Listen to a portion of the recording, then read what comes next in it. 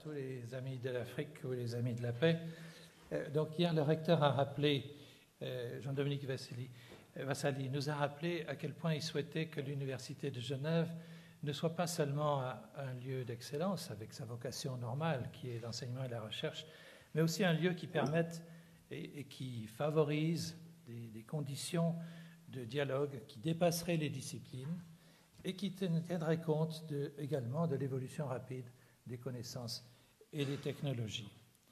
Il nous a dit également qu'il a souhaité que ces rencontres Afrique-Genève permettent à la fois au personnel de l'université, aux étudiants, mais bien entendu au public, qui est nombreux ce soir, de profiter des témoignages de ces 5 diplomates d'exception qui ont accepté de passer quelques jours avec nous. Alors je résume très rapidement les 2 interventions d'hier pour ceux d'entre vous qui n'ont pas assisté à la séance. Hamidou Ould Abdallah, donc, qui nous a rejoint, qui est ici au premier rang, nous a dressé un tableau assez précis et assez original de l'évolution des conditions d'intervention des faiseurs de paix. Il est peut-être, pour certains d'entre vous, en tout cas pour moi, ça n'avait pas été aussi clair jusqu'à son intervention d'hier. Pour certains d'entre vous, ça a dû être une découverte de penser que les conditions ont tellement changé autour des années 2000. Autrement dit, il était facile d'être un faiseur de paix avant 2000, et depuis, c'est devenu beaucoup plus compliqué. Donc c'est ce qu'il nous a expliqué hier. Ce n'est pas seulement d'ailleurs en Afrique, c'est depuis la fin de la guerre froide en général. Issa Diallo a été moins direct, mais je pense que c'est au fond sa discrétion et sa délicatesse qui est bien connue de tous. Il nous a quand même interpellés. Je vous donnerai mon interprétation de ce qu'il a dit hier.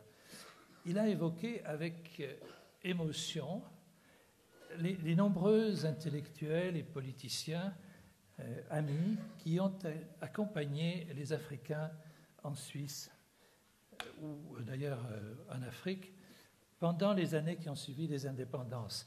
Il a fait une assez longue liste de personnes qui, pour certains d'entre vous, ce sont des noms qui ne disaient pas grand-chose.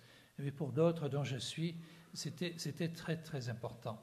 Et il a affirmé d'ailleurs que ces gens-là, y compris ceux qui sont disparus, continuent à avoir de l'influence sur leurs anciens étudiants qui sont maintenant à des postes de responsabilité en Afrique. Mais son immense courtoisie l'a empêché de dire ce que je vais, et j'espère qu'il ne m'en voudra pas, ce que je vais mettre comme étant ses propres mots, s'il avait été aussi rustre que nous sommes, nous, les Européens. Il nous aurait dit, si je devais faire la même liste en 2012, elle serait courte. Il nous aurait dit, pourquoi et pour qui vous nous avez abandonnés? Voilà le message que j'ai compris, ça. Si je me suis trompé, on continuera la discussion tout à l'heure. Alors, le recteur, d'ailleurs, t'a répondu en partie en organisant ces rencontres et en invitant toutes ces personnalités. Alors aujourd'hui, maintenant, je vais présenter les 2 orateurs ainsi que la modératrice. Mohamed Sarnoun.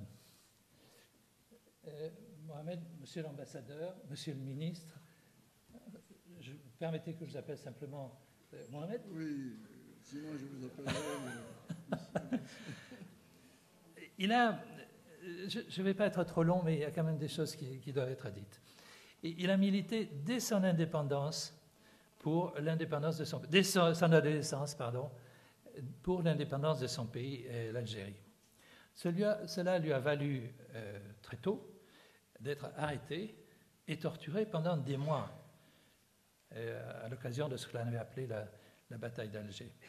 Il a relaté cette période de sa vie dans un ouvrage récent, donc très longtemps plus tard, il a publié cet ouvrage qui est intitulé « Mémoires blessées ». Il évoque à ce moment-là, dans ce livre, non seulement ses amis, et certains qu'il ne connaissait pas, les défenseurs qui lui ont sauvé la vie.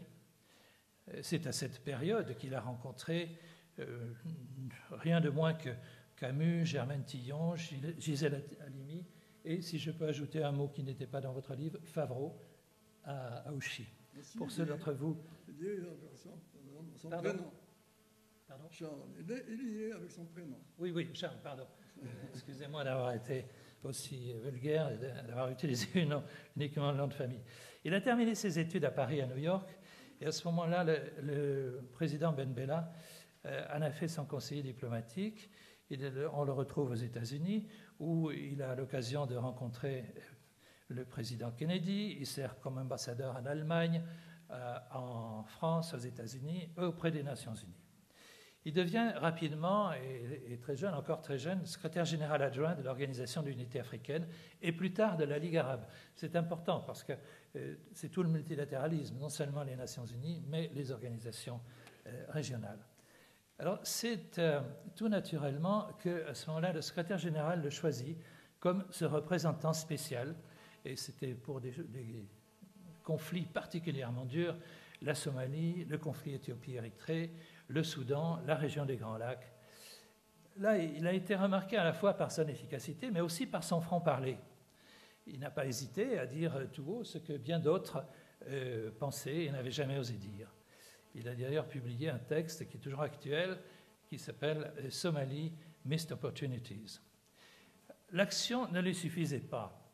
Et il a souhaité faire évoluer le système multilatéral, non seulement en agissant au niveau des institutions et des gouvernements, mais aussi au niveau des comportements et de ce qu'on appelle maintenant la société civile. On le retrouve, rien de moins qu'avec Gro Brundtland, il rédige le fameux rapport Our Common Future. Nous nous trouvons également chargé du programme Culture de paix à l'UNESCO. On le retrouve au Conseil de l'Université pour la paix des Nations Unies, où il travaille d'ailleurs avec notre présidente Ruud Dressus, qui est ici ce soir. Et bienvenue. Dernièrement, toujours pas fatigué, il fonde avec son ami Cornelio Samaruga, et après avoir rédigé un fameux texte sur la responsabilité de protéger, il fonde le forum, ou plutôt il reprend le Forum de Caux pour la sécurité humaine. Il travaille discrètement en tissant des liens souvent entre adversaires. Mohamed, depuis l'ASNAM à Genève, quel parcours, si je peux me permettre, 16 lustres ont passé sans que vous vous découragiez.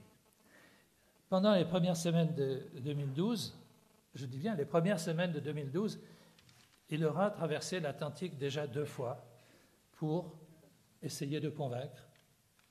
Si ça, ce n'est pas du courage, alors qu'est-ce que c'est? Un faiseur de paix remarquable.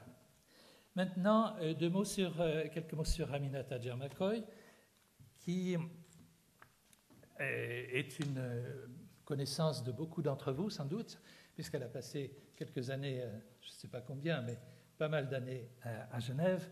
Bon, elle a fait ses études à Paris, elle est originaire du Niger, elle a fait ses études à Paris 8, principalement, et elle a rejoint les Nations Unies par le service de l'information au début.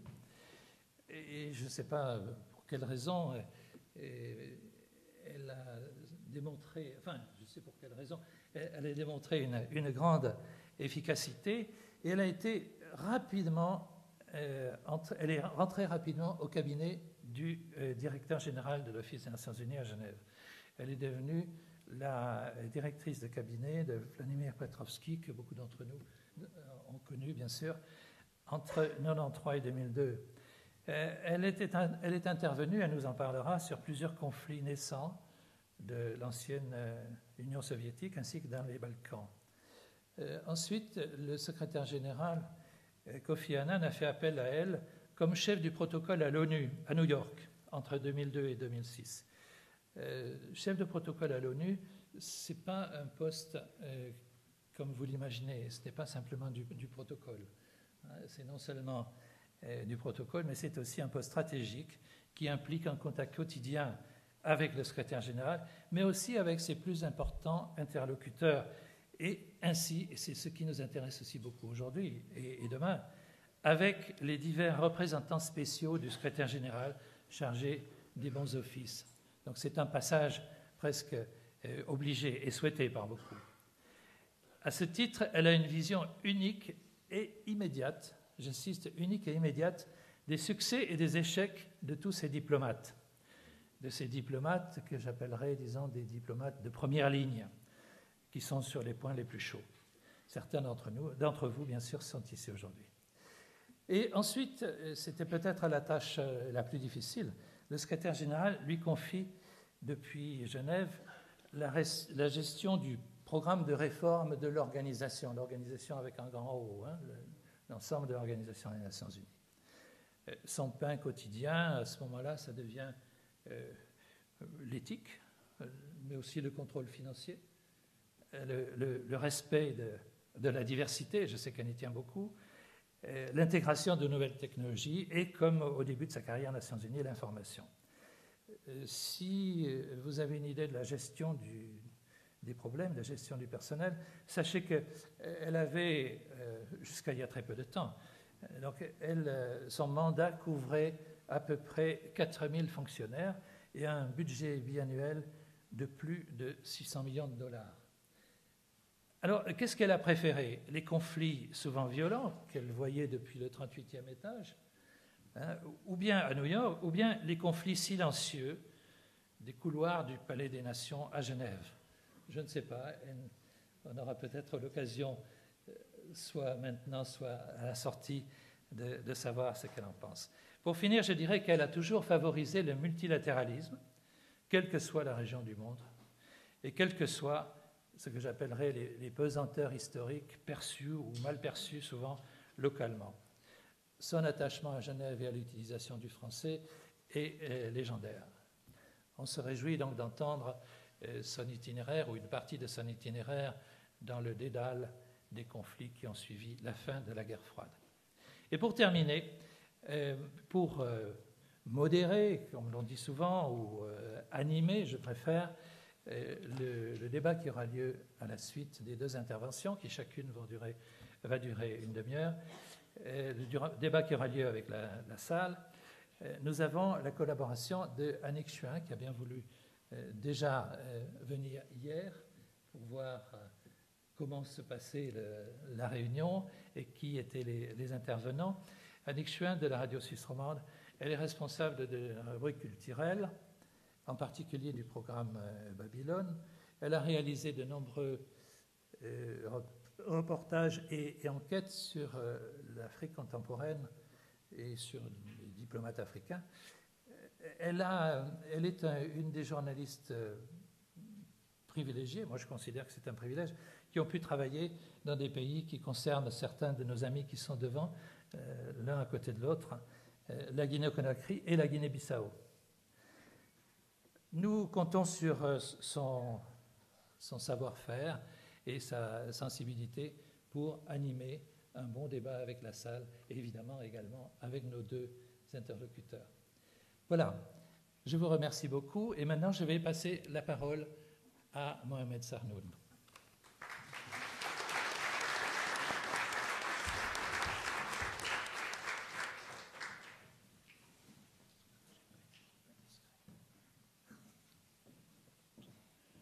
Merci Jean-Pierre pour cette introduction. Vous le faites avec telle sensibilité et chaleur qu'on se croit en famille finalement. Ce n'est plus une conférence à des inconnus, mais à une grande famille internationale. Mesdames, Messieurs, chers amis, je vous souhaite exprimer d'abord ma gratitude à l'Université de Genève et à l'UNITA d'avoir organisé cette rencontre qui nous permet de partager nos témoignages, le mien et les autres, avec vous-même, et un témoignage sur un continent qui nous est cher, qui est l'Afrique. C'est un continent que, comme l'a indiqué Jean-Pierre, pour lequel j'ai commencé à travailler au lendemain de l'indépendance de l'Algérie. En 1964, j'ai été élu secrétaire général adjoint de l'Organisation de l'Unité africaine chargée des affaires politiques. Alors, vous voyez un peu combien je suis âgé. Hein. Et j'ai travaillé à l'Organisation de l'Unité africaine à Addis Abeba pendant presque une dizaine d'années, où nous étions à l'époque amenés à essayer de résoudre des problèmes extrêmement complexes qui étaient un peu l'héritage colonial, c'est surtout les problèmes de frontières. Pratiquement aucun pays africain ne considérait les frontières comme étant naturelles. Ils ont remis en question et il y a eu parfois des guerres. Nous avons finalement réussi à les mettre d'accord pour accepter les frontières telles qu'héritées, avec des modifications qui conviennent aux parties concernées sans passer par la guerre. Donc,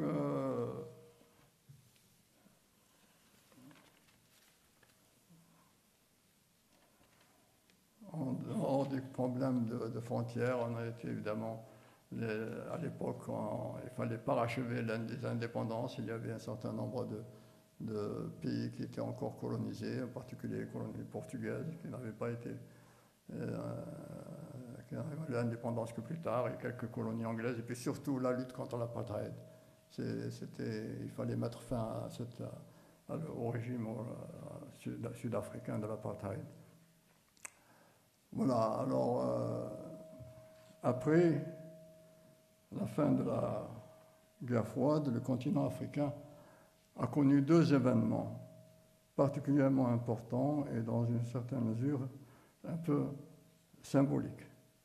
Le premier fut la fin du régime de l'apartheid en Afrique du Sud en 1991, qui tournait définitivement la page sur une longue période d'exploitation coloniale et d'oppression et qui a laissé des séquelles beaucoup plus profondes qu'on le réalise. Le second en 1994, avec le génocide au Rwanda. C'est le continent lui-même et ses dirigeants, et au-delà la communauté internationale, qui sont interpellés par le tragique destin de près d'1 million d'enfants, de femmes et d'hommes abandonnés à leur bourreaux. À la lumière de ces deux événements, la priorité qu'il fallait donner à la bonne gouvernance, et en particulier à la prévention des conflits, aurait dû être au cœur des préoccupations des instances internationales qui sont censées promouvoir la paix, la stabilité et la démocratie. L'Afrique avait besoin de cette aide, de ce soutien, cet encouragement.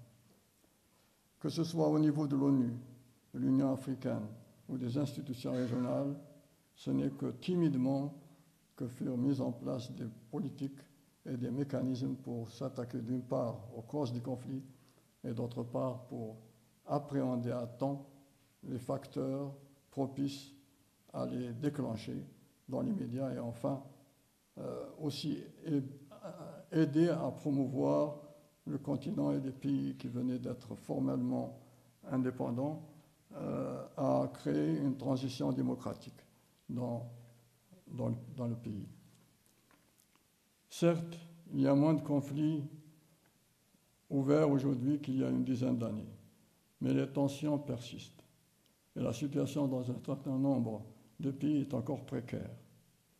Des pays qui donnaient parfois l'apparence de la stabilité peuvent soudainement entrer dans un cycle de crise grave. On l'a vu avec la Côte d'Ivoire. On semble s'acheminer vers la paix dans une partie d'un pays et soudain un autre conflit surgit dans une autre région du même pays. C'est le cas du Soudan. Une longue crise peut mener pratiquement à la disparition d'un État sans que la communauté internationale s'en soucie réellement, alors qu'elle porte une grande responsabilité dans cette tragédie. Jean-Pierre a fait référence à ce pays, c'est la Somalie. Il faut enfin ajouter la guerre entre l'Éthiopie et l'Érythrée qui a été caractérisée comme étant la première guerre moderne sur le continent et la tension persiste, hélas. Je suis très inquiet parce que je me suis occupé de ce problème. Nous avons fait une médiation qui nous a amené à conclure un accord qu'on appelle l'accord d'Alger, qui a ramené la paix, mais la tension est encore là. Et il se peut évidemment que le conflit reprenne. Il est clair que les populations africaines qui ont payé un lourd tribut au cours des conflits précédents vivent dans une certaine appréhension. Les conflits armés sont une des principales causes de la pauvreté en Afrique. Selon la Banque mondiale, ces conflits comptent pour une perte de 2% de la croissance économique du continent. Les pays voisins des zones de conflit subissent eux aussi les conséquences de cette situation, car, toujours selon la Banque mondiale, la présence des réfugiés coûte très cher aux pays d'asile. Excusez-moi.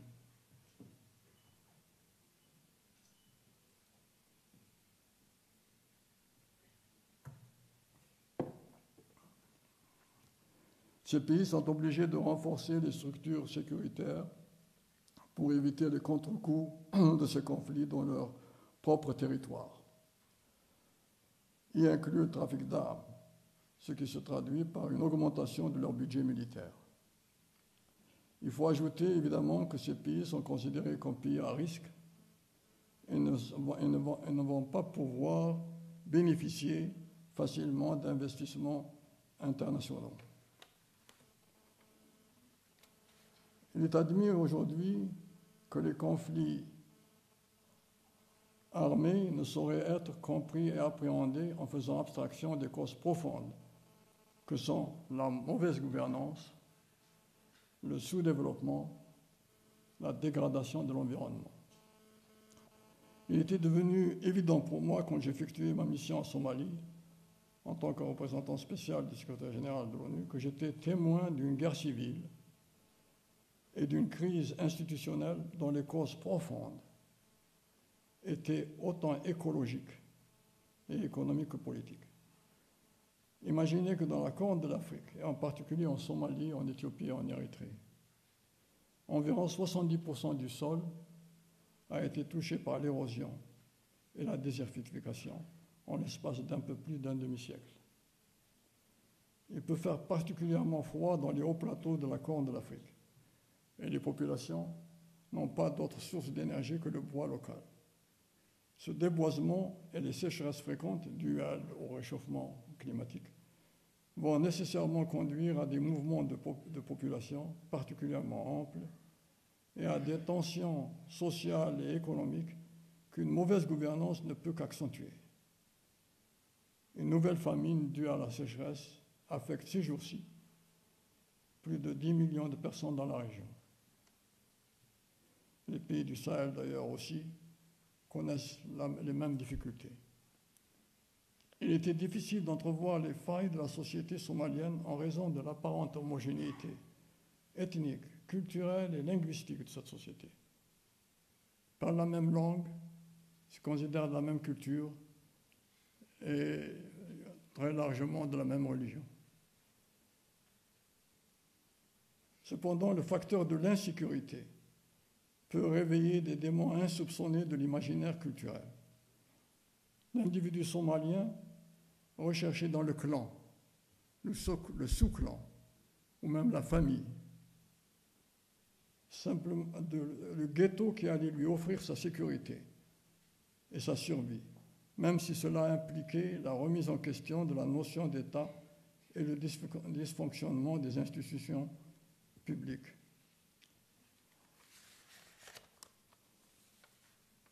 C'est dans ce contexte que nous nous sommes adressés aux chefs traditionnels en Somalie pour nous aider à sécuriser une certaine confiance vis-à-vis de notre action en tant que représentant de l'ONU. Le rôle de ces chefs traditionnels m'a paru graduellement une dimension importante dans la médiation entre les seigneurs de la guerre, ce qu'on appelle en anglais les warlords, les seigneurs de la guerre, qui se disputaient évidemment le territoire. Nous faisions des progrès réels dans notre médiation et des compromis étaient conclus qui nous conduisaient déjà à des accords entre les dirigeants somaliens. Nous aurions voulu continuer dans cette voie, mais c'est là où la décision fut prise de faire une opération militaire de grande envergure qui allait conduire au désastre. J'ai démissionné après une tentative de convaincre Washington et New York de renoncer à cette vaste opération en vain. Comme vous le savez, cette opération a été un échec que le film Black Hawk Down, en anglais, illustre en partie.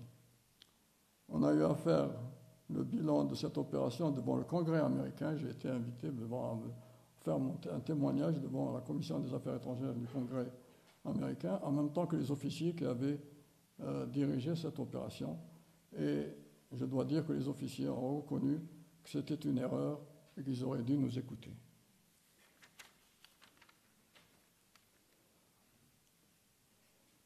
Mesdames, Messieurs, une bonne gouvernance de la part des dirigeants africains et aussi de la part des institutions internationales et des pays développés doit pouvoir être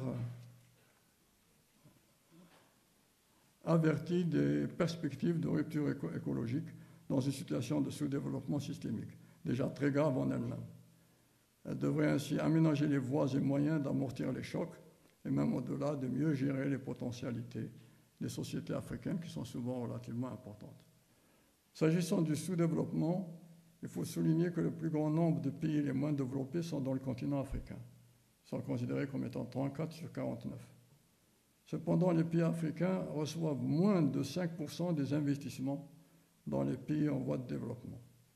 Il n'est donc pas surprenant de constater que le niveau de pauvreté en Afrique est le plus élevé dans le monde, et ceci malgré l'existence et l'exploitation de ressources minières très importantes.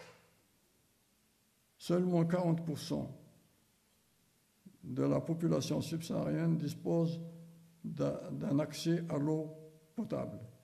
Et le revenu, il vit avec 1 euro par jour, moins d'1 euro par jour. Confrontés à des défis aussi graves et complexes, certains dirigeants africains qui sont de bonne foi se trouvent dépassés. L'insécurité humaine peut générer, comme je l'ai dit tout à l'heure, un véritable désarroi que certains illuminés vont pouvoir exploiter à des fins personnelles. Quant aux facteurs propices qui favorisent généralement le déclenchement des orages, ils surgissent dans les contextes suivants. Le contexte sociologique, l'héritage de la colonisation, le contexte de l'héritage de la guerre froide, le contexte religieux et ce que j'appelle les jacqueries modernes. Le contexte sociologique, l'absence d'équilibre et d'entente entre les différentes composantes de la société et l'hégémonie que peut exercer indûment une entité quelconque freine la création de l'État-nation moderne. Les forces qui peuvent jouer un rôle primordial dans la cohésion et l'évolution de la société, telles que des classes sociales interethniques solidaires et des élites économiques et politiques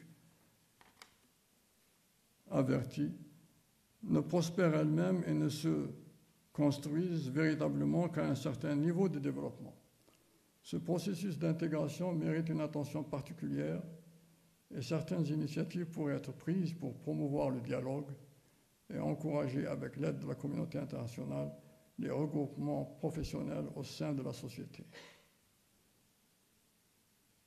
D'ailleurs, les Africains parfois parlent avec humour de cette situation sociologique. Mon ami Issa Diallo est témoin de moi de ce que je viens de dire. C'est quand je suis allé en Guinée pour essayer, dans un moment difficile, essayer d'aider dans le processus de dialogue. On m'a dit, vous savez quel est le problème ici en Guinée? Nous sommes 3 ethnies plus ou moins importantes. Une, c'est ce qu'on appelle les Fulani. Le deuxième, c'est ce qu'on appelle les Soussous. Et le troisième, c'est ce qu'on appelle les Malinqués. Alors on dit chez nous, les fous, c'est-à-dire les Foulas, et les Soussous, se battent entre eux, et les malins, les Malinqués, en profitent. C'est eux qui dirigent.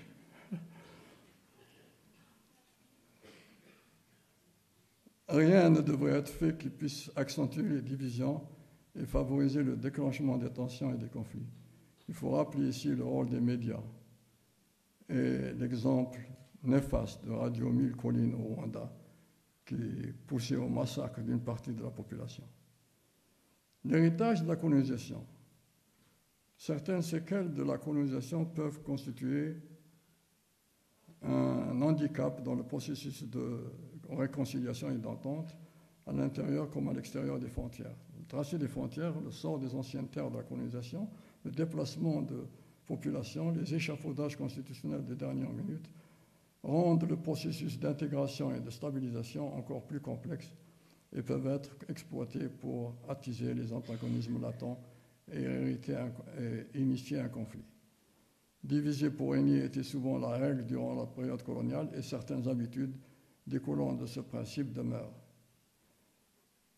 L'ancien secrétaire général, Kofi Annan, s'est occupé récemment de la situation au Kenya et nous en avons parlé car j'ai à un moment donné fait une mission il y a quelques années. Et dans cette situation qui divisait les dirigeants kenyans, le problème était un héritage de la colonisation. C'est dans le Rift Valley, une des régions du Kenya, où les colons britanniques étaient là, au lieu d'utiliser la population locale, qui étaient les Kalenjin ou les Maasai, amener des populations de la région de les Kikuyu, pour venir travailler sur la terre. Ce qui fait qu'avec les indépendances, ce sont les Kikuyu qui sont restés sur ces terres. Et les habitants de la région, les Maasai et les Kalenjin, en voulaient aux Kikuyu d'avoir pris ces terres qui étaient dans leur région, qui devaient donc pour eux, dans leur esprit, leur appartenir.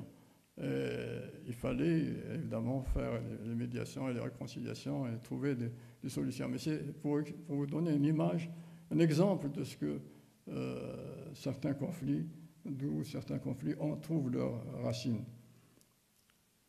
L'héritage de la guerre froide, il s'agit ici surtout c'est le troisième contexte, il s'agit ici surtout d'une déviation des luttes de libération qui ont été prises en otage, pour ainsi dire, par les protagonistes de la guerre froide et ont été infectés en conséquence par le virus idéologique.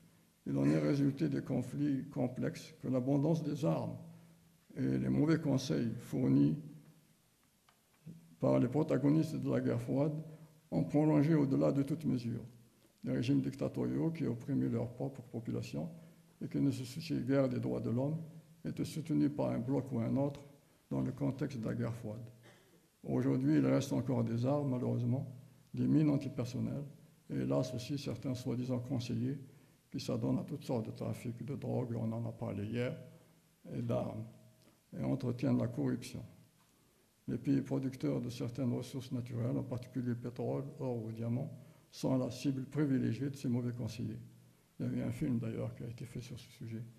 Il faut mettre fin à la culture de l'impunité et poursuivre les responsables des réseaux de trafiquants, qui sont particulièrement puissants. Je ne sais pas si j'ai le temps, combien j'ai de temps encore? 5 minutes? Ça va vite. Alors je suis obligé de laisser tomber certaines choses. Bon, le contexte religieux, quatrième contexte, le contexte religieux, la cohabitation religieuse est une mesure du degré de tolérance existant dans une société. Elle dépend du sentiment de sécurité en général, mais aussi du rôle de certaines élites religieuses et politiques qui ont parfois elles-mêmes mal assimilé le message religieux.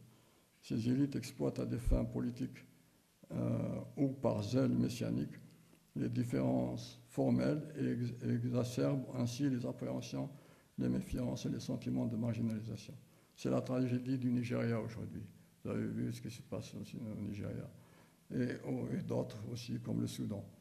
Le dialogue interreligieux devrait être préconisé et encouragé pour promouvoir la tolérance et éviter l'exploitation des différences formelles qui est souvent à l'origine du déclenchement d'un conflit.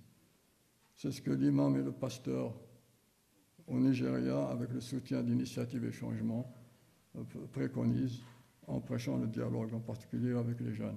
Il y a des documents sur ce sujet que vous pouvez trouver par représentants de l'Initiative et Changement.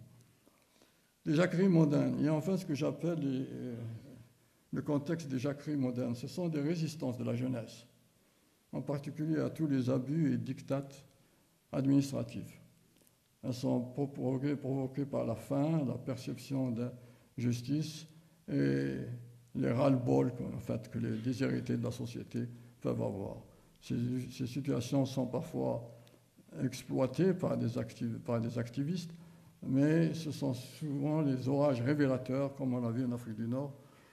C'est donc souvent dans ces 5 contextes que naissent les facteurs qui favorisent l'initiation des orages dont on est témoin.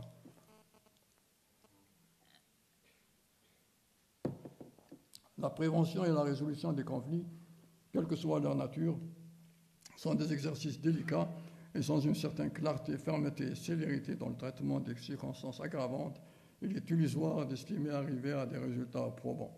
Les recettes concoctées tardivement dans les tours d'ivoire des institutions diplomatiques, ne tenant compte que partiellement des données du terrain, motivées très souvent par les pressions médiatiques et parfois par des considérations d'intérêt particulier, peuvent se révéler stériles. Il faut une meilleure communication avec les jeunes générations qui sont devenus les pionniers de ce qu'on pourrait appeler un printemps africain, qui est un printemps en profondeur et plus ou moins à long terme. Récemment, des manifestations ont eu lieu au Sénégal, au Malawi, en Ouganda, au Swaziland, au Zimbabwe et au Nigeria, on l'a vu. Pas les problèmes religieux, mais les manifestations pour réclamer sur le plan social certaines décisions de la part du gouvernement. Il faut dans ce contexte souligner la très grande importance que prend depuis quelque temps le secteur de la communication et de l'information. Il peut contribuer largement à une meilleure compréhension des facteurs déclenchants et la recherche d'une approche consensuelle pour éviter une aggravation de la situation. En l'an 2000, la population africaine qui possédait un téléphone mobile était estimée à environ 11 millions. 5 ans plus tard, elle atteignait 200 millions. Et aujourd'hui, plus de 400 millions de personnes utilisent le téléphone mobile en Afrique. Selon l'Union internationale des télécommunications, c'est un succès inouï. L'accès à Internet a connu aussi un progrès remarquable. De 3 millions d'utilisateurs en l'an 2000, on est passé à plus de 100 millions en 2010. La tendance est à une accélération rapide de l'usage d'Internet qui connaît de plus en plus d'investissements et de plus en plus de câbles qui lient le continent africain au reste du monde et à la diaspora africaine, c'est très important, à travers le monde. L'analyse du contenu des échanges par ces techniques de la communication et de l'information place le contenu politique parmi les plus fréquents et en rapide expansion. C'est tout à fait significatif. On assiste en particulier à un élargissement du débat sur la notion d'intervention à des fins de protection humaine et pour la promotion des droits de l'homme. Genève a été le théâtre d'ailleurs de manifestations et de rencontres sur les opportunités qu'offrait le développement de la technologie, de la communication et de l'information, et des responsables africains participaient à ces rencontres. Il ressort clairement de ces échanges qu'il faut réévaluer les dispositifs, les outils et les théories en matière de coopération internationale dans les domaines de la paix et de la sécurité humaine. Cela implique surtout une vision responsable de la souveraineté. Responsabiliser est le principe de base qui doit présider à des réformes profondes des structures actuelles pour mieux appréhender et traiter les conflits par la prévention. Comment déchiffrer les premiers signes, faire un diagnostic correct et coordonner une approche globale préventive pour éviter qu'un début de crise ne se transforme en tragédie. Cela n'est possible que si l'on se trouve à proximité, à l'écoute et disposant de moyens minimums pour intervenir rapidement. En somme, rapprocher les praticiens du patient. Il faut reconnaître que malgré la présence et la disponibilité aujourd'hui de quelques structures pour une intervention préventive, l'Union africaine, et l'on peut dire toutes les organisations régionales et sous-régionales en Afrique, ne disposent pas des moyens logistiques suffisants et adéquats. J'ai été le témoin de cette insuffisance quand l'OUA m'a demandé d'offrir nos beaux-enfants aux différentes parties en conflit dans les 2 Congos, au Soudan, en Somalie, etc. Nos efforts de médiation ont souvent abouti, mais nous nous sommes trouvés tout à fait paralysés quand il s'est agi de transformer le résultat en mesures concrètes d'organisation et de supervision d'élections, d'arbitrage de certains contentieux, et surtout pour le désarmement, la démobilisation et la réinsertion des miliciens dans la vie civile et pour le maintien de la paix. Il est impératif que les organisations régionales reçoivent le soutien et incluent le soutien logistique systémique et permanent des Nations Unies et de l'Union européenne, mais aussi de partenaires logiques parmi les gouvernements des pays développés. Monsieur Sarnoun. Oui, c'est bientôt, c'est fini. Quelques initiatives ont vu le jour ici et là. Les États délégats, qui est l'organisation sous-régionale pour la Corne de l'Afrique, ont encouragé la formation d'un groupe de pays amis pour suivre, conseiller et soutenir leurs opérations de conciliation et de médiation dans les conflits. Ce groupe porte le nom de Forum des partenaires délégats. La Suisse y joue d'ailleurs un rôle important. J'ai eu le privilège de représenter le secrétaire général dans ces forums et je peux attester de la collaboration fructueuse entre les différents partenaires, ce qui a permis des progrès sérieux.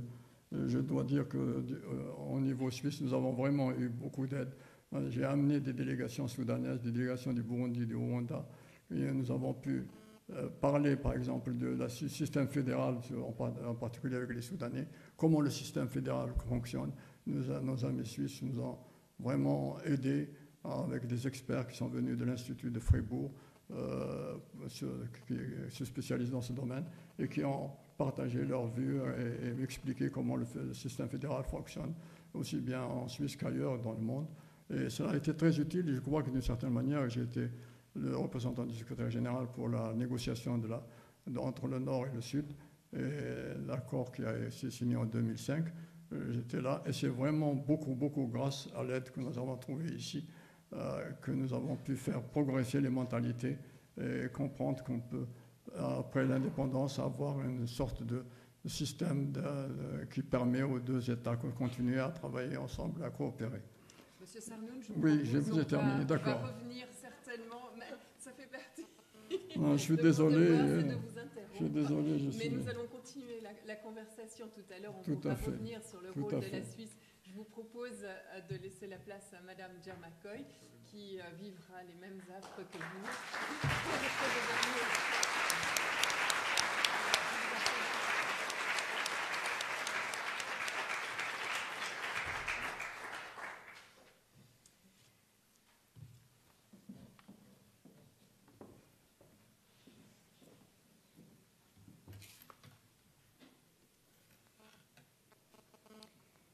Mesdames, Messieurs, chers amis, d'abord j'aimerais dire merci au recteur de l'université, Jean-Dominique Vassili, qui n'a pas pu venir ce soir, je crois, à Jean-Pierre Gontard, Jean-Luc Gontard, pardon, Jean-Pierre Gontard, tu vois, je ne sais même plus ton nom, et puis à son équipe fantastique qui nous ont aidés à nous retrouver ce soir.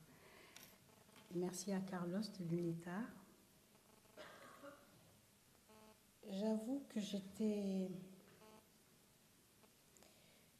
quand Jean-Pierre m'a proposé cet exercice, je n'avais pas envie. Et puis finalement, il m'a convaincue. Et au fond, c'est une occasion qui me donnait l'occasion de réfléchir sur ce qui s'est passé autrefois. Et je lui ai proposé de vous parler de mon vécu à l'Office des Nations Unies à Genève, des bouleversements à l'est de l'Europe. C'était un exercice de prévention des conflits et aussi un exercice de faiseur de paix. Alors, pour ma part, ensuite, je propose que nous nous penchions sur les aspects et les conditions d'il y a 20 ans, de les comparer aux outils dont nous disposons aujourd'hui et de voir si la problématique de résolution des conflits en Afrique est bien équipée et si nous avons une chance de nous en sortir. Alors, pour ma part, le rôle de faiseur de paix débute presque à mon insu. C'était à la fin des années 80. J'étais alors responsable d'une activité qui consistait à rassembler les axes communs de travail des agents spécialisés et des autres organes à Genève.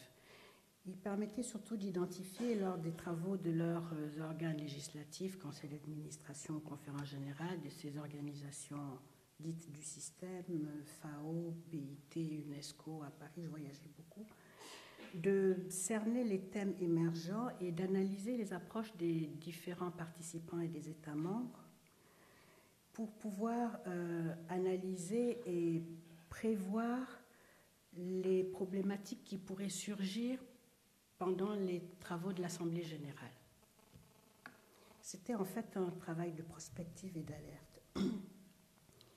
Alors, au cours des réformes entreprises en URSS par Mikhail Gorbatchev, de la catastrophe de Tchernobyl, de la chute du mur de Berlin, chacun scrutait, mes collègues et moi, nous scrutions les débats, les déclarations, les positions des États membres et surtout ceux du pays de l'Est de l'Europe. Et on pouvait noter déjà des interrogations, des inquiétudes des représentants de ces nouveaux États. Et avec les conversations que nous avions avec certains d'entre eux, on sentait que la nécessité de reconstruire une gouvernance pour ces nouveaux pays était urgente. Pourtant, cette période, pour nous, fonctionnaires des Nations Unies, c'était une période assez euphorique. À la fin de la guerre froide, nous pensions que la suspension de l'usage du droit de veto, l'entente retrouvée entre les États membres allait permettre à l'ONU de finalement jouer pleinement son rôle. Et c'est dans ce contexte qu'en janvier 1999, le secrétaire général Boutros-Ghali commence son mandat.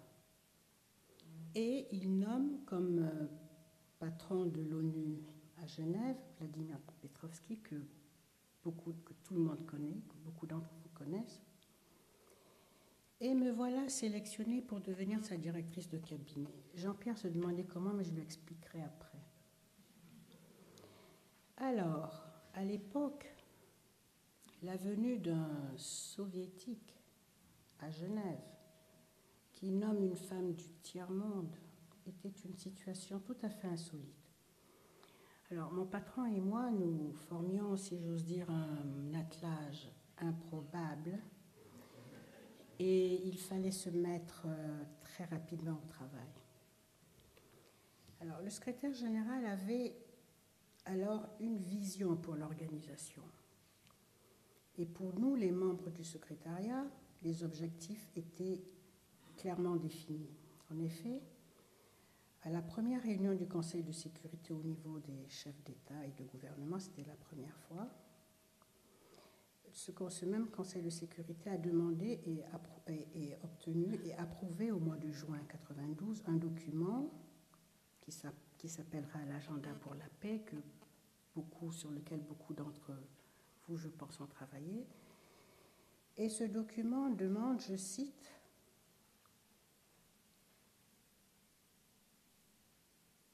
ce document donc concerne, je cite, les moyens de renforcer la capacité de l'organisation dans les domaines de la diplomatie préventive, du maintien et du rétablissement de la paix et sur la façon d'accroître son efficacité dans le cadre des dispositions de la charte. Fin de citation.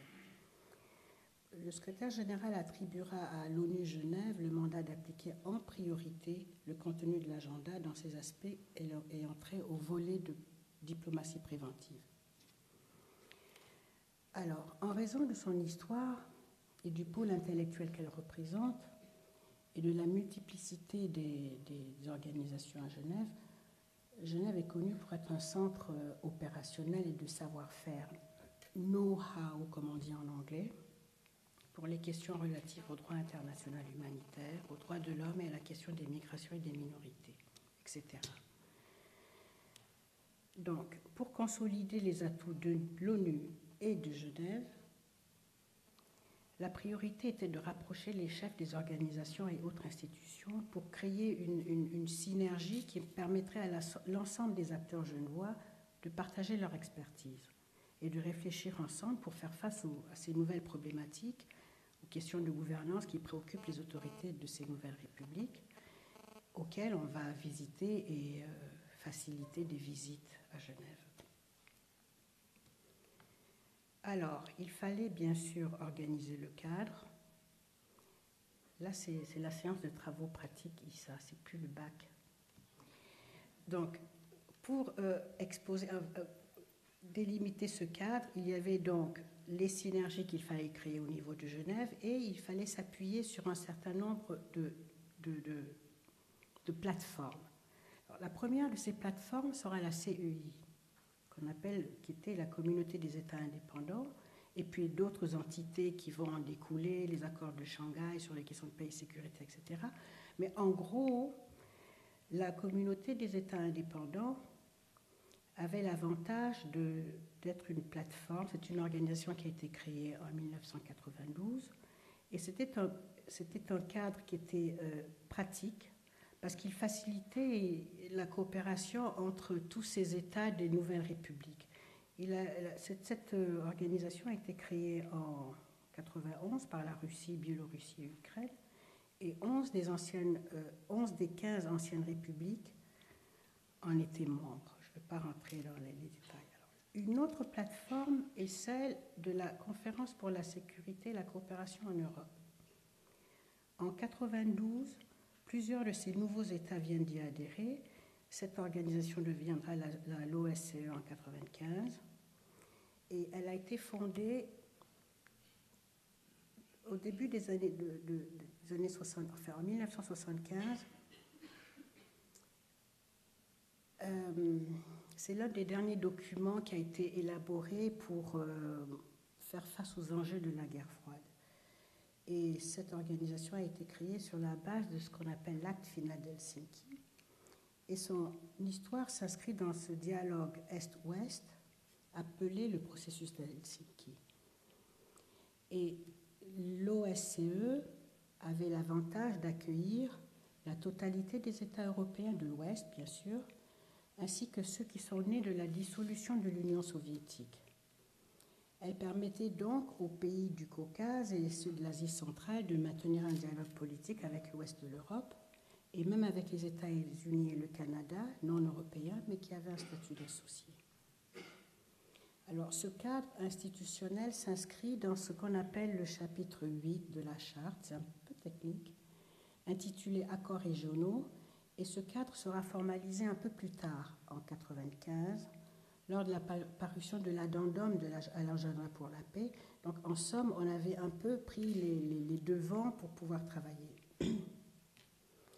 Alors, après avoir défini le cadre opérationnel, le travail concret, on l'a articulé autour de deux pôles. Donc, ces visites bilatérales, ce travail cette activité diplomatique bilatérale avec chaque État membre, et un volet multilatéral qu'on appelle diplomatie de conférence, c'est-à-dire une présence de l'ONU dans ces instances de la CEI et de ses organes subsidiaires, et aussi à l'OSCE.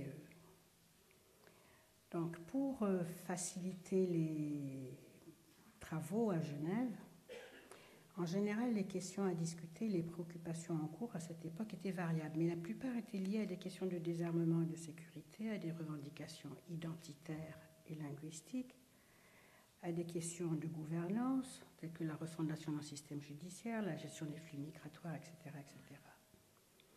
Pour ce qui est du travail de la diplomatie de conférence, on faisait le suivi des processus en cours, on échangeait des données, et puis on essayait d'obtenir l'engagement des parties concernées pour valider ou pousser certains accords. On a pu, notamment, pour citer un exemple, il faut que j'en cite quand même, c'est comme ça que la question du Tadjikistan a été résolue. C'est une question intermédiaire qui a demandé, à la suite des pourparlers et de la réflexion sur l'essence des tensions, on a obtenu que les Nations Unies nomment un représentant au Tadjikistan. La Russie a envoyé quelques troupes et la situation s'est calmée assez rapidement sans avoir sans exploser, sans se diffuser autour. Alors, dans l'ensemble, j'essaie d'aller assez vite parce que j'ai peur.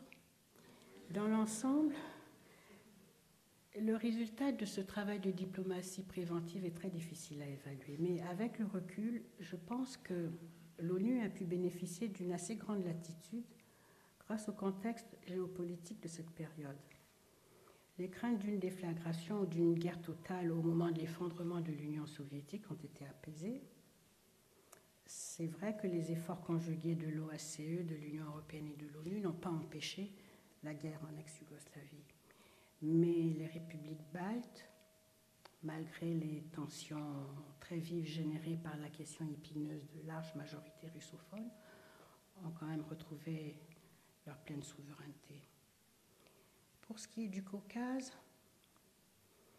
les conflits qui se sont déclarés depuis la chute de l'Union soviétique ont marqué la région, mais certaines crises ont quand même été circonscrites. Je vous ai parlé du Tadjikistan tout à l'heure. La question de l'Abkhazie et de l'Ossétie est toujours sur l'agenda. Elle occupe toujours la Russie et la Géorgie. La Tchétchénie, la question de la Tchétchénie est considérée par la Russie comme un problème interne. Le conflit du Haut-Karabakh entre l'Azerbaïdjan et l'Arménie est toujours latent, mais disons considéré comme gelé. Bon, c'est vrai que là, il y a une forte odeur de pétrole et ça rend les résolutions un peu plus difficiles. Alors, lorsque je me penche sur cette expérience, et j'espère que vous n'allez pas m'en vouloir, mais l'Africaine que je suis ne pouvait s'empêcher de penser avoir contribué à un processus de décolonisation. Évidemment, pour bien des collègues et des camarades de travail, la comparaison était insupportable. J'ai mis longtemps à comprendre qu'en fait, pour moi, ce qui était un raccourci qui allait de soi, pouvait être incompréhensible. J'ai compris plus tard que je me heurtais à des idées toutes faites, voire des préjugés. Après tout, comment pouvait-on comparer l'URSS avec de grandes démocraties occidentales? Je vous passe les autres pensifs. Mais j'aimerais m'attarder un petit peu sur ça. Tout à l'heure, Mohamed a parlé de l'essence des conflits, de la racine des conflits sur le continent africain. Quand j'ai travaillé sur ce dossier, et je dois dire que je parlais du centre intellectuel tout à l'heure de Genève, la présence à Genève, comme vous le savez, des archives de la Société des Nations a été très très utile parce qu'on avait sous la main 100 ans d'histoire de la diplomatie internationale. Et quand je préparais ces dossiers, évidemment, qu'est-ce qu'on fait? On creuse un petit peu dans l'histoire pour comprendre la structure des conflits qui sont très complexes. Ce n'est pas forcément une question de religion dans certaines républiques du Caucase, ni une question d'ethnie. Tout est combiné, les ethnies, les religions, les démocrates versus ex-communistes, les ressources en pétrole ou en richesse dans certains endroits. Et je me retrouvais exactement dans la problématique que nous vivons en ce moment sur le continent africain. Bon, enfin, bref, donc raison de mon raccourci et de l'incompréhension de mes collègues. Donc, parler de pour fermer cette parenthèse, je crois que certains de ces mêmes clichés-là, que j'avais et que d'autres avaient avec moi en tous les cas, continuent à s'appliquer sous d'autres formes, mais nous y reviendrons plus tard. Alors maintenant,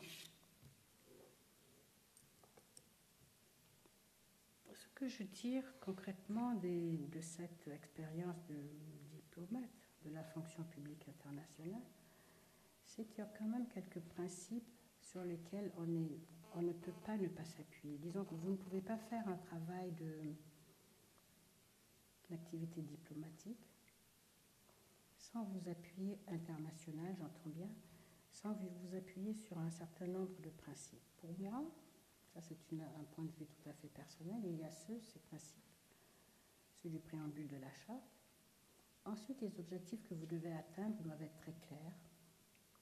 Et de ces objectifs découlent bien sûr de la vision qui est formulée par l'ONU, enfin le secrétaire général. Et c'est la raison pour laquelle j'ai indiqué précédemment qu'avec l'agenda pour la paix, nous avions une Bible. Alors, pour poursuivre sur la méthodologie, il faut établir une stratégie. Et dans cette stratégie, vous intégrez tous les leviers que vous avez à votre disposition, c'est-à-dire les structures existantes, donc les plateformes dont je vous ai parlé, la mémoire institutionnelle dans le domaine qui vous concerne. Vous allez également maîtriser les données et les problématiques de vos partenaires. Ces outils sont indispensables, bien sûr, mais ils sont loin d'être suffisants. Je crois que pour réussir, pour obtenir des résultats, il faut être pleinement engagé. Et au-delà de toutes les plateformes, le savoir ou les théories que vous avez à votre disposition, l'aspect le plus important, la clé, à mon avis, pour être un bon négociateur, c'est la dimension humaine. On ne négocie qu'avec des personnes. Et pour ça, il faut établir des ponts avec ces personnes. Au-delà de la distance géographique, culturelle ou des complications de l'histoire, l'atout qu'il faut saisir, à mon avis, est celui de l'universalité. En vous appuyant sur l'histoire personnelle de votre interlocuteur ou de votre interlocutrice, vous aurez les éléments pour instaurer la confiance. Parfois, le CV ne suffit pas. J'ai eu souvent à décrocher mon téléphone. Et en prélude à la confiance, la condition incontournable est celle du respect, le respect mutuel. Votre intégrité et la clarté de votre mandat ou de vos objectifs ne doivent jamais être mis en défaut. Parallèlement, il vous faut appréhender et prendre en compte les attentes de vos interlocuteurs. Et pour ça, il faut être capable d'écouter. Donc, comme je l'ai mentionné plus tôt, les résultats obtenus lors de ce processus doivent être placés dans le contexte de la fin des années 80, début 90. Donc, on l'a mentionné tout à l'heure, la catastrophe de Tchernobyl en 86, sa gestion problématique, a été un signe avant-coureur des changements en URSS. A suivi la chute du mur de Berlin, l'éclatement de l'Union soviétique, qui a été à l'époque, certains s'en souviennent, une sidération à l'égal des révolutions arabes d'aujourd'hui. Mais à l'époque, malgré sa force de persuasion, la Russie avait fait le choix de ne pas s'opposer aux sécessions de ces républiques. Les puissances occidentales étaient soulagées et tout le monde avait évité un chaos. Ensuite, à l'époque, la question de l'énergie, du pétrole, n'avait pas la même acuité qu'aujourd'hui. En général, elles étaient cadrées et discutées au sein de l'OPEP, qui se réunissait très souvent à Genève d'ailleurs. C'est vrai que les grandes puissances protégeaient farouchement leurs intérêts vitaux et leurs zones d'influence, mais les enjeux étaient davantage liés à des questions de liberté, comme on a parlé hier, à des questions de désarmement, de développement économique, au soutien des mouvements de libération. C'est à cette époque que Mandela est venu pour la première fois à Genève et que nous l'avons vu, enfin, moi et d'autres, de visu, n'est-ce pas, par la photo. Et le consensus parmi les États membres, et surtout ceux du Conseil de sécurité, a donné des coudées franches au secrétaire général pour la gestion de ce dossier. Alors, pour en revenir à la diplomatie multilatérale et à la situation de l'ONU aujourd'hui, là on parle de la comparaison entre avant et maintenant. Je crois que je ne dévoile aucun secret en disant que les idées de réforme absolument nécessaires, tout le monde est d'accord avec ça. Alors, ces idées de réforme, il y a une kyrielle de commissions, d'anciens secrétaires généraux, de fonctionnaires internationaux, moi y compris, qui ont travaillé dessus depuis au moins 20 ans. Elles ont toujours avorté. Elles se cantonnent à des réformettes relatives à des questions de gestion, de management, qui sont nécessaires, bien sûr, mais qui ont surtout le mérite d'être entérinées par les États membres. Quant à une réforme en profondeur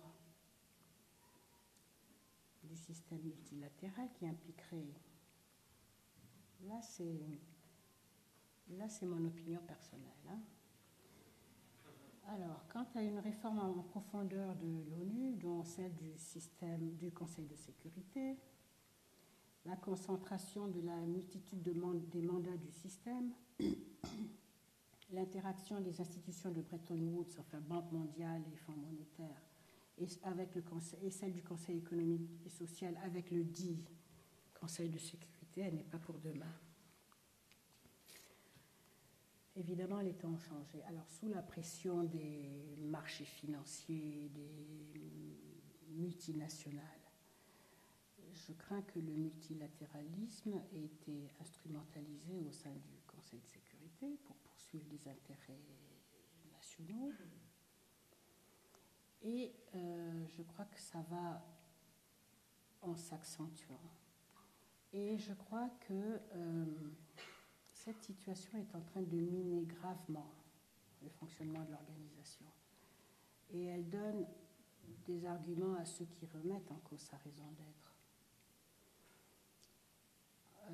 Entre-temps, tout comme la fin de la guerre froide a suscité des espoirs de paix et de sécurité, vous vous rappelez, la mondialisation a été aussi une de ces opportunités fantastiques pour installer la prospérité et la croissance. On a vu naître l'OMC.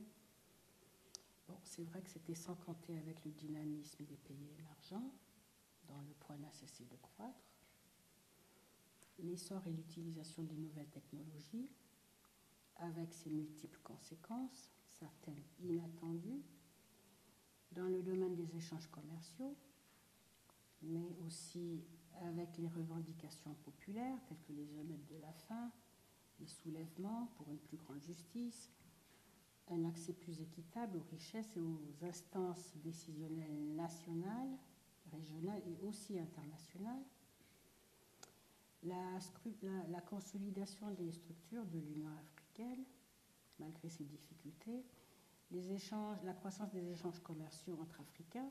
Il y a eu beaucoup de petits business qui ont été créés via Internet. Et je suis rentrée de Goma il y a 7 semaines. Il y a une foultitude c'est valable aussi dans mon Niger natal, il y a une foultitude d'Internet café. Et dans les endroits où il n'y a pas d'électricité, elle marche au groupe électrogène. Donc, fermons la parenthèse. Alors, les échanges commerciaux, donc entre Africains, avec ces petits business-là, la diversification des partenariats avec d'autres pays émergents, avec la Chine, a permis, malgré les problèmes structurels de mauvaise gouvernance, malgré les problèmes de sécurité, malgré la corruption, a quand même permis d'assurer un taux de croissance ces 2 dernières années. Je crois que la fourchette va de 2 à 4%.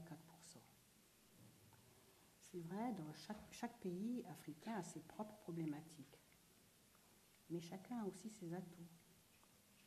Une jeunesse dynamique, agissante, informée, des ressources naturelles, énergétiques et minières. Bon, évidemment, la gestion de ces ressources est un défi permanent. Je crois qu'on ne va pas rentrer dans les détails. Et la plupart des leaders africains de nouvelle génération a une conscience très aiguë du fait que la mise en application de leurs propres priorités, des priorités de leur propre pays, qui sont souvent leur stratégie de développement à long terme, passe par une approche, très, très, très pragmatique des instances et des organisations du multilatéralisme. Merci de m'avoir écouté.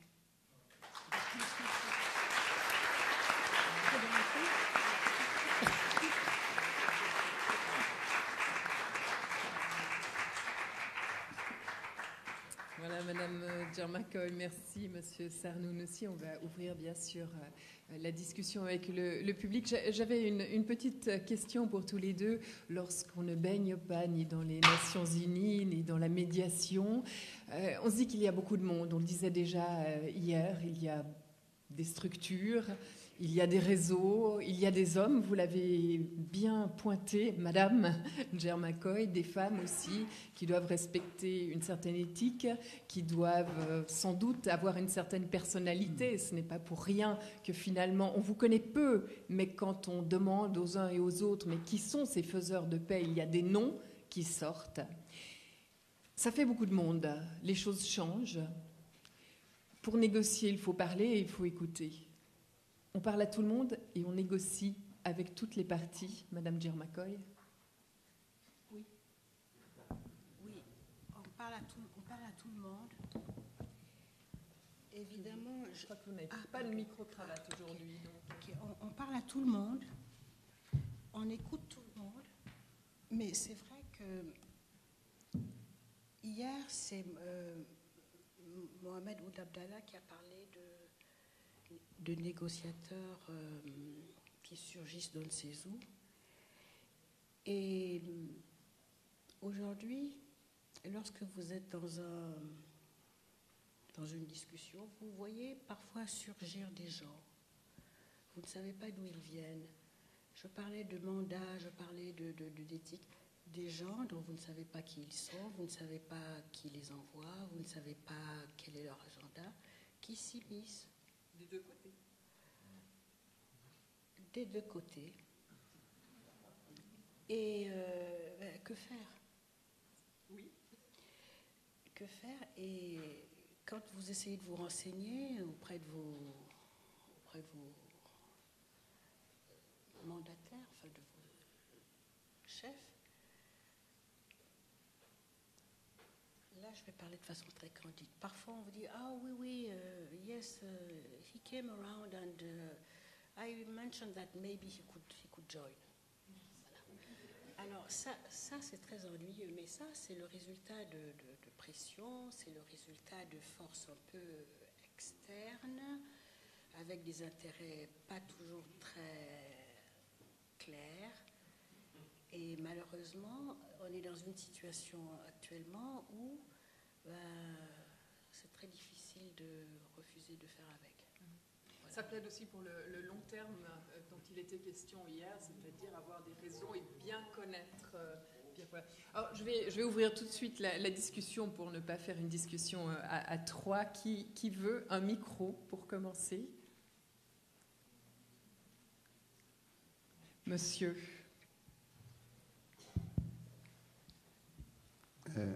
Je remercie les orateurs pour ce qu'ils ont dit et je m'adresse d'abord à Mohamed Sarnoun que je connais, dont la gentillesse déjà en soi est une capacité de pouvoir écouter l'autre.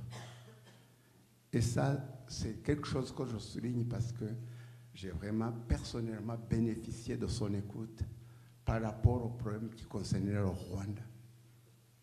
Et je suis sûr et certain parce que on discutait une fois, quand il est allé au Rwanda, je voulais lui parler de quelqu'un, il m'a dit si tu veux, je te représente, parce qu'il avait été écouté tout le monde. Il a accompagné les Kabila à Kisangani et tout ça. Donc moi, ce que je voudrais dire, je le remercie beaucoup de cette approche humaine qu'il a pour pouvoir écouter les autres. Et ce que j'aimerais qu'il sorte ici, ce que doit sortir d'ici quand on parle de faiseurs de paix, hier j'en parlais avec eux, il faudrait que pour faire la paix, il faut discuter avec les gens qui font la guerre. Il faut comprendre l'équation qui a mené au conflit. Poser la question d'une façon claire. Sinon, vous posez des fausses équations, il n'y a pas de résolution. Et je parle de mon pays, le Rwanda. Je m'excuse de monopoliser. On n'a pas eu une écoute. Dans les années 90, moi, aux Nations Unies, on parlait de génocide. Quand j'allais parler à un diplomate nigérien, je me souviens très bien, je suis allé parler à un diplomate nigérien en lui disant on a tué 300 personnes à Nyamata, tout près de Kigali. Il m'a dit, mais vous savez, on a tué un diplomate français à Kinshasa. Si vous voulez qu'on parle de ça, les journaux parlent plus du diplomate qui a été assassiné. Donc, ça veut dire, comment est-ce que je peux arriver, Madame Delmakoy, c'est la question que je vous pose. Comment est-ce qu'on peut arriver à vous? Comment est-ce qu'on peut arriver aux institutions, aux faiseurs de tous ces gens là-bas? Nous, les pauvres gens qui portent cette misère, comment est-ce qu'on peut vous atteindre avec nos doléances? Merci. Ça, c'est une question très difficile. C'est une question très difficile. Vous savez, c'est une question très difficile parce que je crois que les Nations Unies sont accessibles, en principe, ouvertes à la société civile. Vous avez des représentants spéciaux, vous avez des représentants, des gens qui sont sur le terrain. Ce sont eux qui sont mandatés pour vous écouter. Vous savez, écouter quelqu'un, comprendre la problématique et même avoir une solution ne conduit pas toujours à une résolution, parce que la solution que cette personne proposera ne sera pas forcément prise en compte, soit parce qu'elle n'est pas mandatée, soit parce qu'elle n'est pas autorisée, et pour diverses raisons. C'est ça aussi la complexité des instances multinationales. Pour prolonger ce que vous disiez, en fait, si j'ai bien compris aussi, c'est la voix de la population. Comment peut-elle se faire entendre? Une voix qui, très souvent, on le sait, et peut-être de plus en plus avec les enjeux, les intérêts, vous disiez de manière euphémique financière, mais vous parliez de drogue, de trafic de drogue. Comment ces voix qui sont parfois prises en otage par des groupements, comment peuvent-elles se faire entendre?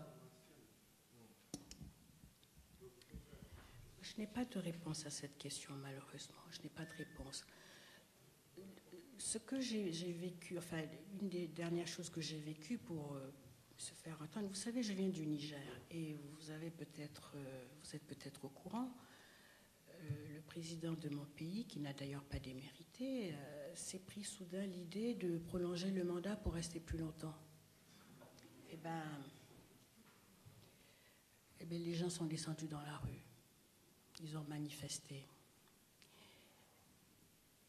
Parmi eux, des responsables.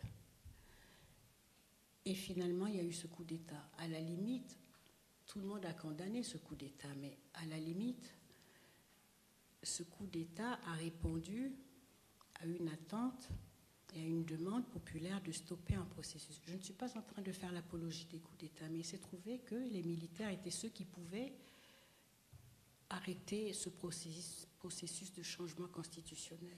Bon, ils sont venus, le Niger a été mis au banc de la communauté internationale parce que c'était un énième coup d'État militaire, mais toujours est-il qu'aujourd'hui les militaires sont partis.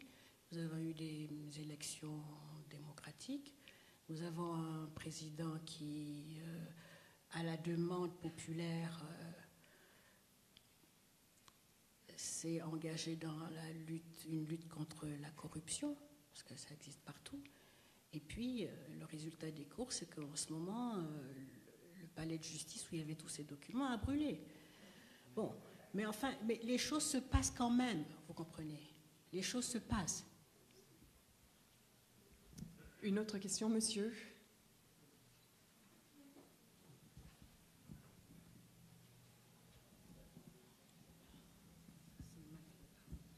Bonsoir. Premièrement, merci aux deux intervenants. Très intéressant. Une question peut-être qui ressort d'un guide qui doit être écrit, Diplomacy for Dummies. Question simple. On dit que on fait pas la paix en parlant avec ses amis, on fait la paix en parlant avec ses ennemis, avec ses adversaires. Bon, est-ce qu'il y a une procédure qu'on doit suivre pour... parce que souvent, une partie d'un conflit, ils détestent l'autre côté, c'est pour cela que les uns sont battus avec les autres. Est-ce qu'il faut automatiquement une troisième partie, style Nations Unies? Est-ce que vous avez des petites instructions à donner pour suggérer, pour emmener les gens à parler justement avec leurs ennemis? Je pense au Moyen-Orient, je pense à plusieurs conflits où les gens ne se parlent pas. Monsieur Diallo nous parlait de l'hôtel de Founet qui avait permis à des parties belligérantes de se rencontrer. Mais il y a peut-être davantage. Monsieur Sarnoun, peut-être? Bon, pour faire le point avec la question qui a été posée auparavant, le problème de l'écoute. Je crois que c'est essentiel. Quand on est désigné pour opérer une médiation ou une réconciliation, ou en tout cas un contact, il faut savoir écouter. D'abord, c'est très utile quand on est désigné à une responsabilité dans un pays donné, et c'est très important de vraiment bien s'équiper, d'être bien informé. Il m'est arrivé, quand j'ai été désigné pour aller en Somalie, vraiment de contacter les experts, des professeurs, des gens qui ont travaillé sur le problème somalien, l'histoire de la Somalie, etc. Et j'ai fait un peu le tour de certaines universités pour le faire. Ensuite, il faut écouter.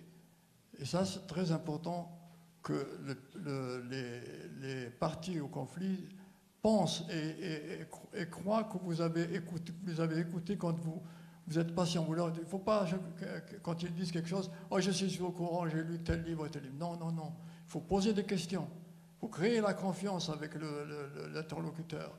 Et quand il voit que vous l'écoutez, que vous posez des questions, et des questions de plus en plus précises, il va à ce moment-là voir ces gens et leur dire « Ah, il m'a écouté. » Mais si vous lui dites « Moi, je connais ce problème, j'ai lu tout ce qu'il faut là-dessus », il va revenir son parti et dire « Il ne faut pas écouter ce monsieur parce qu'il croit tout savoir, etc. » Donc, ça, c'est très important. C'est important aussi de voir quelles sont les possibilités de créer une sorte de pression sur les gens qui vont discuter. Pas une pression au sens dur du mot, mais une pression, une conviction. Et là, c'est important de travailler avec ce qu'on appelle en anglais les elders, les anciens. Il faut savoir aller dans les régions, voir les gens qui bénéficient de cette qualification d'anciens. Et c'est des gens qui, en général, vivent très modestement dans des villages, mais qui sont respectés parce qu'ils ont la mémoire de la tribu. C'est des gens qui savent ce qui s'est passé quelques années auparavant dans plus ou moins le même contexte.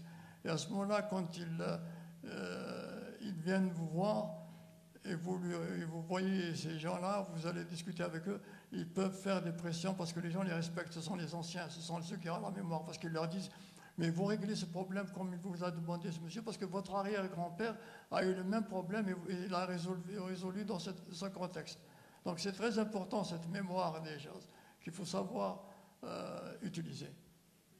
Je ne sais pas si la réponse vous suffit, monsieur. Vous aviez envie d'une recette plus concrète, peut-être? Une formation, peut-être? Non, mais moi, je voulais, si je peux me permettre, ajouter un autre élément. Tout à l'heure, je parlais de préjugés. Je n'ai pas pu m'étendre dessus. Quand vous avez des gens qui sont des protagonistes, l'un ou les uns et les autres nourrissent envers son protagoniste ou nourrissent son opposition ou sa haine ou son envie de se battre avec des préjugés, des idées toutes faites, des idées reçues. Alors, tant que deux protagonistes ne peuvent pas reconnaître en l'autre sa propre humanité, ça ne peut pas marcher. Et je me souviens au moment des je crois que c'était des révolutions, je ne sais pas si c'était en Égypte ou en Tunisie, je crois que c'était en Égypte. Je regardais, je surfais un petit peu sur les canaux, les télévisions, et le journaliste a donné le micro à une jeune manifestante qui était américaine et qui était là, je crois qu'elle était là pour un congé d'études ou quelque chose comme ça. Et elle disait aux journalistes, c'était CNN, elle disait aux journalistes, but how come that you don't understand? They are just like us. Et c'est vrai que ça n'a l'air de rien, ça fait rire. Mais pour cette jeune fille, elle devait avoir peut-être 16 ou 17 ans, il y a eu un déclic. Elle s'est rendue compte que cette jeunesse égyptienne était exactement comme elle. Et c'est là qu'elle a compris pourquoi ils étaient dans la rue. Parce qu'elle a réussi à, elle, se projeter dans l'autre. Et quand je parlais de respect mutuel, c'est cette composante-là qui manque. Mais tant que vous n'arriverez pas à ça, il y avait un de mes collègues, un ancien aussi qui était médiateur, qui me disait, Aminata, il y a un moment où, quand vous ne pouvez pas empêcher la guerre, vous devez laisser les gens en découdre et puis reprendre le dialogue après. Bon, ce n'est pas une solution, mais parfois, voilà. On va prendre encore 2 questions, monsieur, et ensuite madame. Je suis tenue par le temps, donc je crois qu'on va essayer 3 questions, mais je vais essayer pour l'instant 2. Monsieur.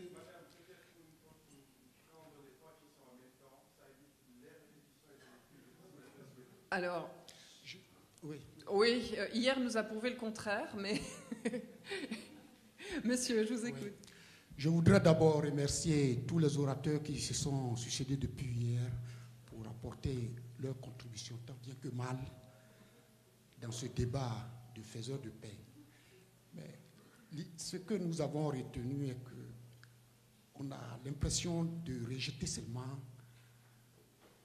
la faute sur les pays en voie de développement qui sont toujours moins démocratiques et moins de transparence dans la gestion des problèmes qui débouchent à la guerre. Mais on a l'impression aussi qu'il y a une feinte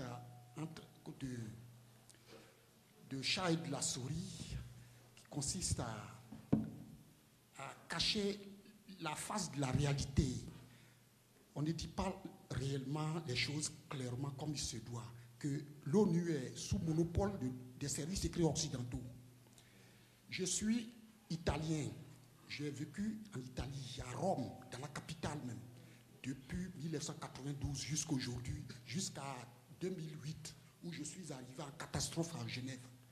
Je vous dis que les droits de l'homme que nous avons vécus là-bas, je vous dis que c'est honteux. On peut dire que l'Italie est un pays d'apartheid. C'est le Ku Klux Klan, le sanctuaire du Ku Klux Klan même que j'ai vécu. Si vous me voyez aujourd'hui vivant, dites Dieu merci, parce que j'aurais perdu la vie, oui. La réalité que j'ai vécue est effrayante. Je possède 2 terrains agricoles en Italie. Je suis italien par la Constitution depuis 2002. Je suis italien après avoir vécu 10 ans en Italie. J'ai exercé le travail de photographe et avec l'économie, j'ai pu m'acheter des terrains. Mais le racisme que les fascistes ont commencé à faire monter au sein de la population, et je vous dis, c'est des policiers qui orchestrent la mafia, je vous le dis. On ne vous dit pas la vérité, on dit oh, mafia calabraise, oh, pour vous duper, cacher la réalité. Mais je suis depuis août, depuis le 30 juillet 2008, j'ai contacté les Nations Unies qui m'ont dit de voir mes ambassades, puisque je suis ivoiro-congolais d'origine et italien de 2e nationalité. J'ai frappé à toutes les portes. Human rights, droit de l'homme, telle chose. Mais c'est le langage de bois. On regarde, on dit, ton problème, on pourra pourra pas résoudre, je crois, que la situation, on ne peut pas poursuivre des policiers italiens. C'est-à-dire qu'il faut toujours qu'on blanchisse l'Occident et qu'on fasse apparaître seulement que c'est les autres qui sont les fauteurs. Le désordre de l'humanité est venu de la réalité de l'Occident. Voilà les grandes puissances occidentaux qui ont falsifié les accords de Yalta. Sinon, Staline voulait clairement montrer du doigt qu'il faut que tous les peuples émergent, aillent à l'indépendance. Mais pourquoi la France voulait retenir le Vietnam sous tutelle? Pourquoi? Excusez-moi, on vous entend et on vous Jusqu'à présent, mon problème n'est pas encore résolu par les Nations Unies. Depuis le 8 avril 2010, j'ai rencontré des commissaires des Nations Unies. Jusqu'à présent, mon problème n'a pas trouvé de solution. On m'a dit qu'on va passer par la manière diplomatique. Mais la diplomatie, ça dure. Et moi, je suis garé à Genève comme un barbon pour attendre comme ça, que ma vie passe comme ça et qu'on fasse semblant de ne pas voir la réalité. Qu'est-ce qu'on devient? Qu'est-ce que les droits de l'homme en Occident donnent à l'humanité comme exemple réel? Voilà. On va terminer sur cette question. Pardonnez-moi, monsieur, il faut que je vous arrête, mais je crois que vous avez été entendu. Absolument, monsieur. Alors, madame pose sa question et en plus, madame en blanc, là à ma droite. Donc, il faudrait le micro arrive et je vais demander d'essayer d'être un peu court. Merci, je vais me lever parce que j'ai des questions pour les intervenants et je ne les vois pas. On a parlé des faiseurs de paix, donc entre des personnes qui font la guerre, bien sûr. Aujourd'hui, les conflits ne sont plus tellement entre des États, mais entre des groupes armés qui luttent contre un État ou plusieurs groupes armés qui luttent contre un État. Pour faire la paix, on l'a très justement dit, il faut se parler, il faut se faire confiance, il faut le respect de l'autre. Et on a dit toute la difficulté d'arriver à mettre des gens qui se font la guerre ensemble pour parler. Alors, il y a un point qu'on n'a pas évoqué, et j'aimerais avoir la réaction des deux intervenants de ce soir, c'est qu'il ne suffit pas que les deux clans qui se font la guerre acceptent de se parler, mais il faut que la communauté internationale l'accepte aussi. Le Conseil de sécurité, la communauté internationale ou des législations nationales, à l'heure actuelle, empêchent que des négociations de paix aient lieu, que des contacts aient lieu, puisque un certain nombre, pour ne pas dire beaucoup, de ces groupes sont classifiés terroristes et qu'on n'a pas le droit de parler au Hamas, on n'a pas le droit de parler aux talibans, on n'a pas le droit de parler au Shabab. Comment faire la paix au Somalie si on ne peut pas parler au Shabab? Et j'aimerais avoir la réaction des intervenants sur cette contrainte de la communauté internationale qui empêche les faiseurs de paix de faire leur travail. Madame Djermakoy, vous nous disiez il faut parler à tout le monde. Voilà, donc la question est bien posée, reposée. Monsieur Sarnou.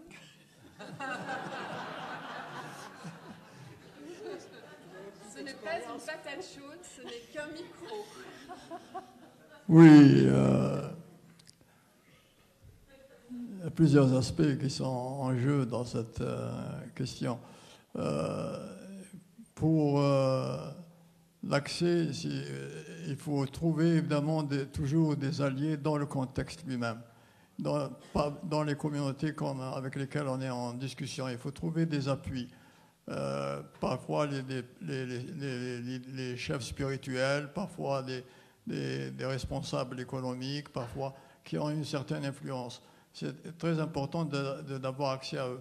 Je me souviens que, par exemple, quand il y a eu le conflit entre l'Éthiopie et l'Érythrée, nous avons voulu, voyant que les politiciens ne faisaient pas de progrès dans la discussion, on a voulu utiliser un peu la religion, pour ainsi dire. Nous avons vu les chefs religieux et on a organisé avec des amis norvégiens une rencontre. Donc il y avait le chef de l'église orthodoxe des deux pays, d'Éthiopie et d'Érythrée, l'église catholique des deux pays, de l'église protestante des deux pays et de l'islam des deux pays. Et ils se sont retrouvés à Oslo dans un hôtel qui a été vidé uniquement pour pour cette négociation.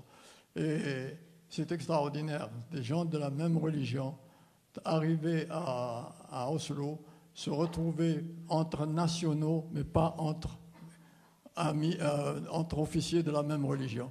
C'est-à-dire que les Éthiopiens tous les religieux éthiopiens voulaient s'asseoir entre eux, et les religieux érythréens voulaient s'asseoir entre eux.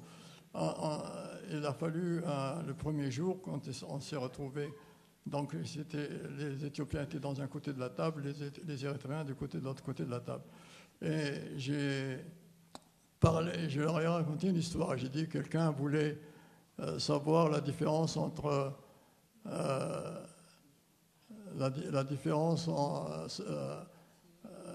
entre le paradis et l'enfer. Alors il lui fait visiter le paradis, et il fait visiter l'enfer, et à l'enfer il voit des gens qui ont le bras allongé, qui touchent la nourriture mais qui ne peuvent pas plier le bras pour manger. Ça, c'était l'enfer. Et on arrive au paradis, et alors il voit la même situation. Et il dit au guide, mais rien de différent entre non, regardez un peu plus. Et il voit que dans le paradis, celui qui prend la nourriture donnait à manger à côté à son voisin. Alors il a dit, voilà, c'est ça la différence. J'ai raconté une histoire pour... Voilà, bon, monsieur voulait une technique, en voilà une. Voilà. Il y a des techniques de ce genre. Alors, nous allons conclure. Il y a un monsieur qui me fait signe depuis très très longtemps et je m'en voudrais. Est-ce que vous pouvez poser une question courte et nous conclurons avec vous, monsieur en blanc? Dis-moi. Mais oui. Je suis plutôt en rose, je pense, mais ce n'est pas important. La question. Je m'appelle Eladji Gorgui Wade Ndoye. Je suis journaliste sénégalais et le seul journaliste sénégalais accrédité aux Nations Unies depuis 1945. Non. Voilà. 45. 45, la création des Nations Unies. On a beaucoup parlé de parler entre différentes parties.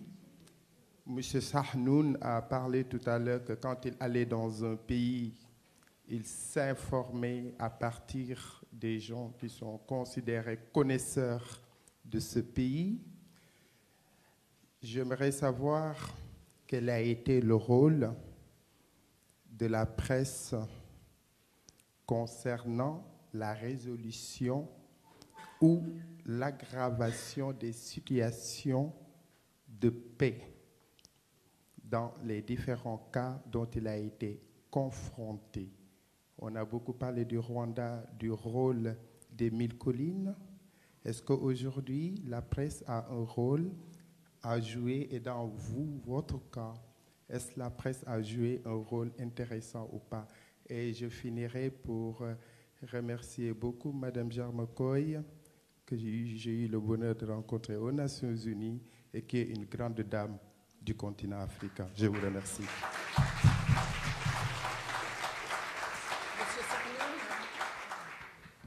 Oui, évidemment, parmi les éléments qui peuvent avoir qu'on peut utiliser pour une certaine opération, les médias sont très très importants. Il faut savoir avoir un bon contact avec les médias et avoir plus ou moins une relation, disons, normale, amicale.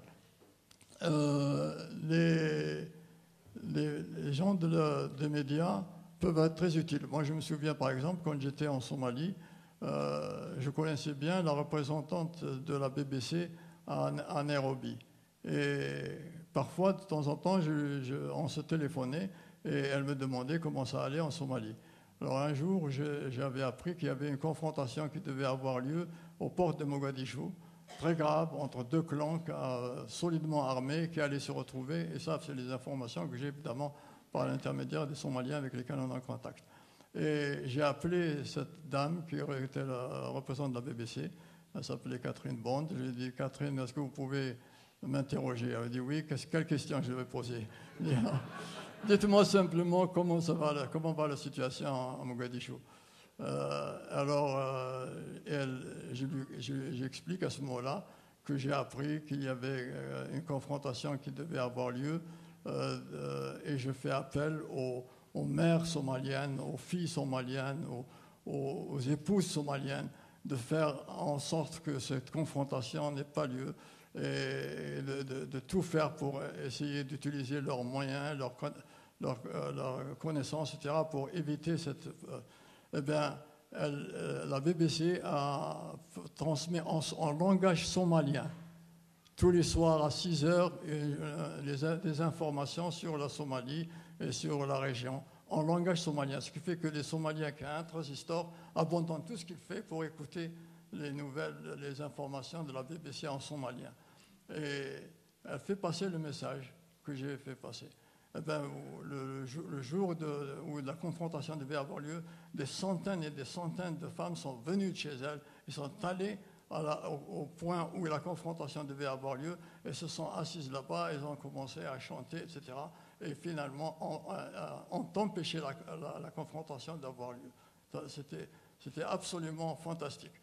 Ça, c'est la confiance qu'on peut avoir avec les médias pour ouvrir plusieurs champs, plusieurs possibilités.